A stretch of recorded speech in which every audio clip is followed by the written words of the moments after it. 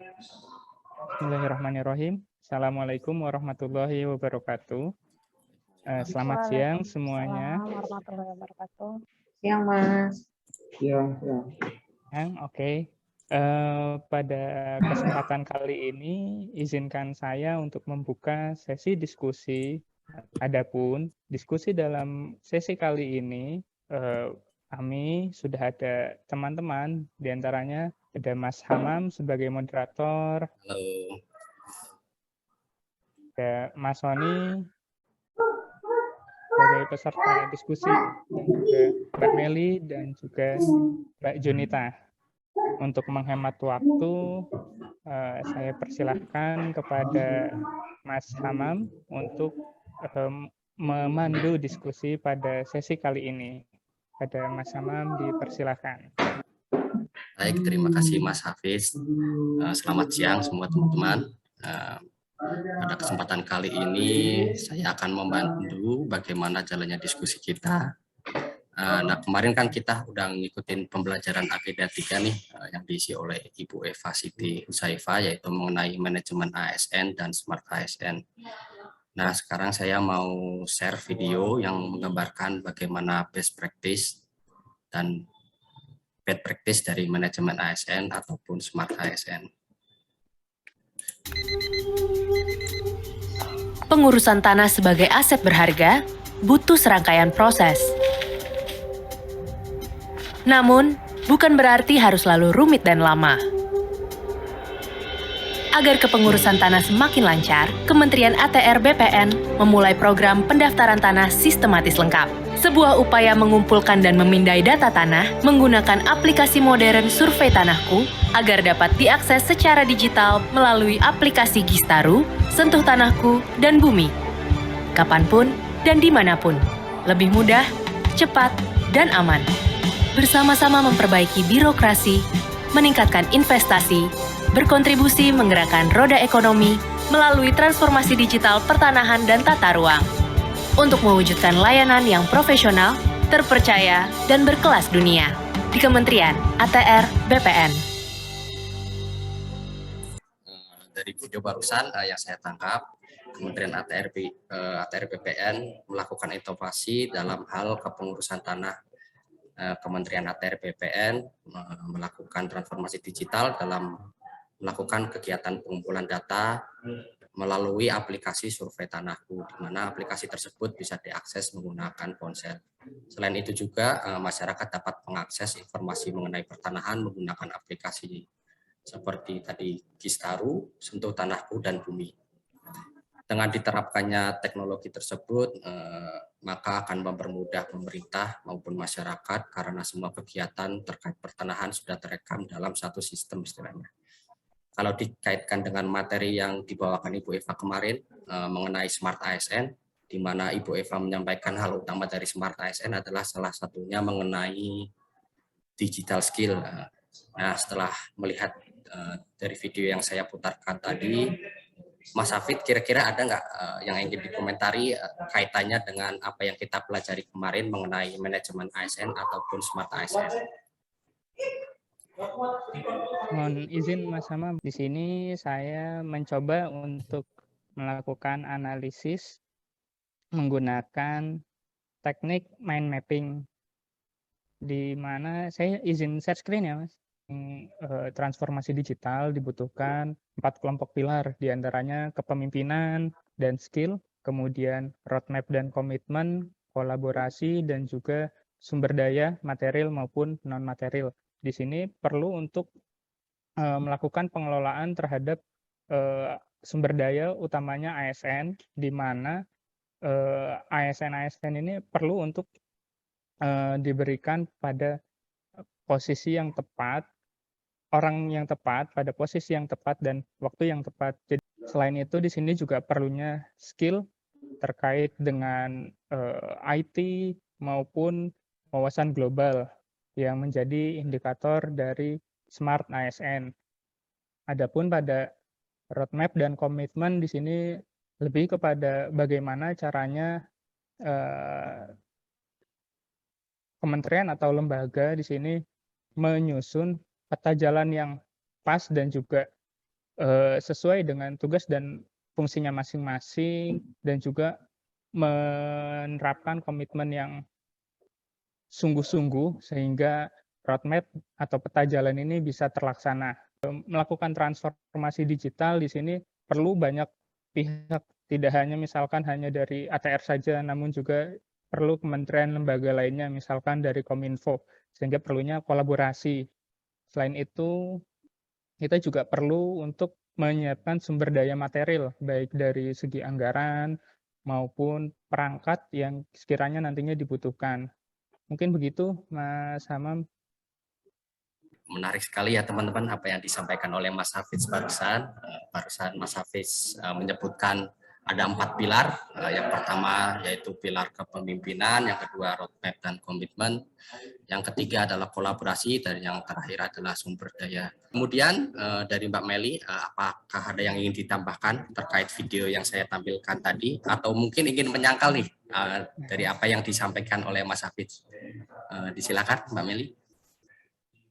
Baik, terima kasih Mas Moderator atas kesempatannya. Tadi sudah disampaikan oleh Mas Hafid tentang pilar-pilar yang dibutuhkan dalam transformasi digital. Dan di sini saya lebih berfokus pada aplikasi digitalnya, sebagaimana yang ditayangkan pada video tadi. Adapun di sini saya akan mencoba menganalisis dari teknik analisis isu SWOT. Ya, cuman di sini mohon maaf nggak bisa share screen, jadi saya jelaskan saja. Yang pertama mengenai strengths-nya. Nah, dari segi pelayanan publik yang cepat dan solutif, ini menjadi kunci keberhasilan dari sebuah instansi pemerintah seperti Kementerian ATR BPN ini. Mereka memahami adanya perubahan besar dalam dunia komunikasi karena tuntutan revolusi industri 4.0 juga, sehingga mereka membuat berbagai macam aplikasi yang mudah diakses seperti Gistaru, Sentuh Tanahku, dan Bumi. Nah, yang kedua, weakness-nya di sini dalam penerapan transformasi digital, masyarakat yang tinggal di pedesaan yang belum terjamah oleh dunia digital atau kalangan orang tua yang masih gagap teknologi. Ini akan kesulitan untuk menggunakan aplikasi-aplikasi yang telah disediakan, sehingga aplikasi-aplikasi ini menjadi kurang efektif. Kemudian yang ketiga, opportunities-nya. Dari sini kita bisa melihat Kementerian ATR mampu melihat peluang adanya kompleksitas dalam pelayanan publik di setiap kantor pertanahan, terlebih lagi dengan adanya pandemi COVID-19, sehingga diperlukan adanya aplikasi mobile yang dapat diakses oleh masyarakat di mana saja dan kapan saja. Kemudian ancaman atau threats-nya dari transformasi digital ini ialah keamanan perangkat. Jika perangkat lunak atau perangkat keras yang dimiliki di suatu kantor pertanahan ini lemah, maka kedepannya akan menimbulkan masalah. Baik, mungkin itu saja yang bisa saya sampaikan. Terima kasih, Mas Moderator, saya kembalikan. Baik, terima kasih Mbak Meli atas analisanya. Barusan menjelaskan bagaimana kekuatan, kelemahan, peluang, dan ancaman dari transformasi digital yang dilakukan oleh Kementerian ATR BPN. Selanjutnya saya akan berbagi video lain nih, namun dalam hal best practice. Setelah diperiksa tim Pitsus Kejari Palembang, seorang staf dan mantan staf BPN Kota Palembang ditetapkan sebagai tersangka terkait dugaan gratifikasi program pendataan tanah sistematis lengkap atau PTSL tahun 2019. Tersangka masing-masing Ahmad Zairil, mantan kasih hubungan hukum BPN Kota Palembang yang saat ini menjabat Kepala BPN 4 Lawang, Joke Kasih Penataan dan Pemberdayaan BPN Kota Palembang tahun 2019. Tersangka diduga memanfaatkan jabatannya untuk memperoleh sesuatu dalam proses penerbitan sertifikat dalam program PTSL tahun 2019. Salah satunya turut melibatkan notaris untuk penerbitan akta pengoperan hak yang dijadikan dasar pengajuan sertifikat hak milik sewaktu bertugas di kantor BPN Kota Palembang.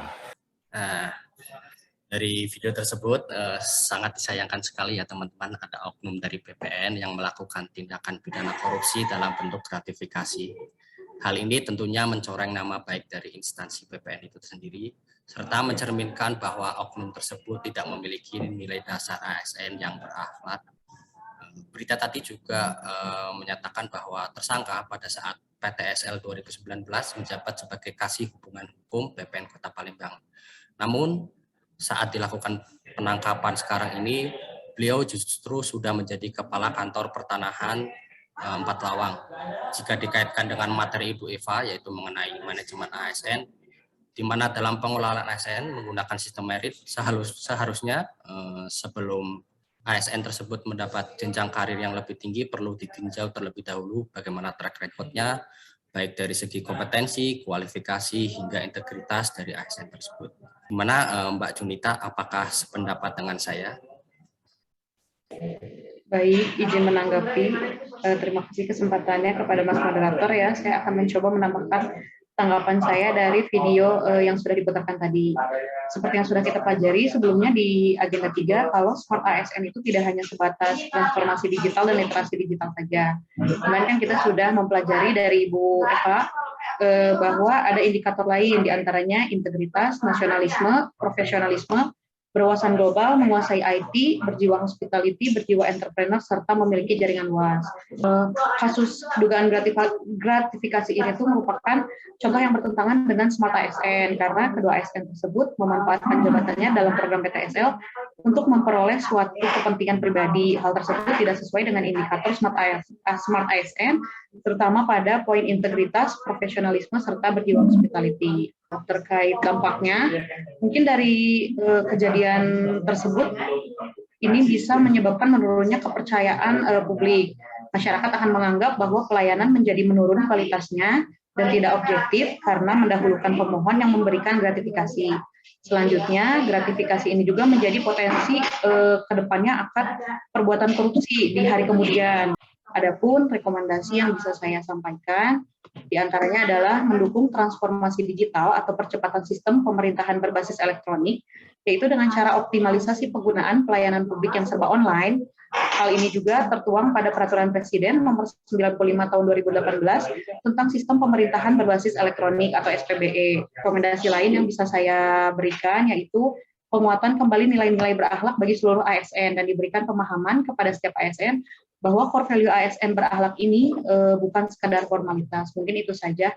Saya kembalikan kepada moderator. Terima kasih.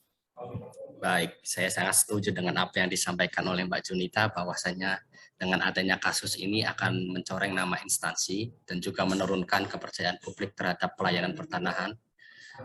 Dari Mas Soni, apakah sependapat juga dengan kita? Terima kasih untuk Mas Hamam atas kesempatannya. Tadi sudah dibahas banyak ya sama Mbak Junita. Mungkin untuk mempersingkat waktu juga, saya hanya akan menambahkan beberapa hal terkait penyebab dan juga rekomendasi penyelesaian untuk masalah gratifikasi ini. Di sini saya sudah menuliskan beberapa faktor atau unsur yang menyebabkan gratifikasi ini terjadi, antara lain yang pertama itu lingkungan. Lingkungan lagi dibagi dua menjadi tentang lemahnya pengawasan, juga dengan gratifikasi yang dianggap hal wajar atau normal. Dan lalu yang kedua, profesionalisme, tidak mengupdate peraturan terbaru. Mungkin karena banyak dari mereka yang kurang atau tidak tahu tentang peraturan terbaru sehingga menggunakan metode yang lama dari peraturan yang lama, sehingga yang menyebabkan mereka melakukan hal itu atas ketidaktahuan gitu. Yang kedua, ada prosedur yang tidak dilaksanakan. Mereka melakukan pekerjaannya secara tidak tuntas, dan misal ada 5 langkah dalam melaksanakan pekerjaannya, tapi mereka hanya melaksanakan 4 atau 3 sehingga pekerjaannya itu cacat. Lalu untuk yang ketiga ini terkait kesejahteraan. Sebenarnya sudah tidak perlu saya jelaskan lagi ya, yang ini. Lalu yang keempat, integritas, itu peran tanggung jawab dalam menjalankan tugas, juga mengambil keuntungan pribadi dari jabatannya. Lalu yang kelima, network atau koneksi, mereka membangun kerjasama yang salah dengan para oknum-oknum juga yang sepertinya memiliki niat yang sama dengan si oknum BPN ini, seperti PPAT ini yang bekerja sama dalam membuat akta palsu sehingga melancarkan aksinya dalam melaksanakan kejahatan tersebut. Terima kasih buat Mas Sony, dari penjelasan Mas Sony barusan semakin menekankan kami bahwasanya kasus gratifikasi ini dipengaruhi oleh beberapa hal, mulai dari lingkungan, kesejahteraan ASN, profesionalisme, hingga integritas dari ASN tersebut. Dengan menganalisa kasus ini, kita bisa lebih mendalami bagaimana manajemen ASN dan smart ASN. Dari pembahasan ini, saya coba ambil kesimpulan bahwasanya pelayanan publik harus mampu mengikuti dan beradaptasi dengan perubahan yang terjadi secara cepat, khususnya di era di mana perkembangan teknologi dan informasi berkembang begitu pesat. Kemudian smart ASN tidak semata-mata bertransformasi ke era digital, namun bagaimana ASN mampu memanfaatkan teknologi secara inovatif, efisien, dan efektif. Meskipun kita sudah melek dengan digital, kita juga masih perlu belajar mengenai etika dalam dunia digital.